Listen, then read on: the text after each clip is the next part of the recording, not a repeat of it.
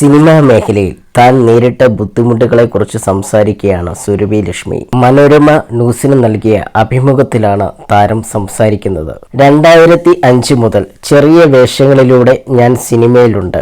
പേരില്ലാതെ ഒരുപാട് ചെറിയ വേഷങ്ങൾ സിനിമയിൽ ചെയ്തിട്ടുണ്ട്. കാരവാൻ സൗകര്യങ്ങൾ ഒന്നും അന്നില്ല. തുണി മറച്ചു കെട്ടിയാണ് വസ്ത്രം മാറിയിരുന്നത്. ബാത്റൂമിൽ പോകാനായി വൈകുന്നേരം വരെ കാത്തിരിക്കുന്ന സന്ദർഭങ്ങളും ഉണ്ടായിട്ടുണ്ട്. AC റൂം തന്നിട്ടും അതിന്റെ റിമോട്ട് എടുത്തുകൊണ്ടുപോയ സന്ദർഭങ്ങൾ ഉണ്ടായിട്ടുണ്ട്.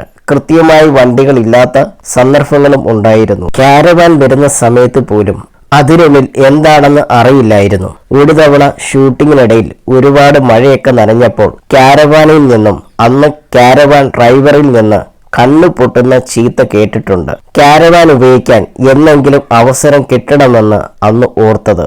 അസിസ്റ്റന്റ് ഡയറക്ടേഴ്സിനും ഒരുപാട് ബുദ്ധിമുട്ടുകൾ ഉണ്ടാകാറുണ്ട്. അത്രയധികം ജോലികൾ ഉണ്ടായാലും കൃത്യമായി ശമ്പളം കിട്ടുന്നുണ്ടാവില്ല. അവസരം കൊടുത്തത് ഔദാര്യം പോലെയാണ് തോന്നിയിട്ടുണ്ട്, സുരഭി പറയുന്നു.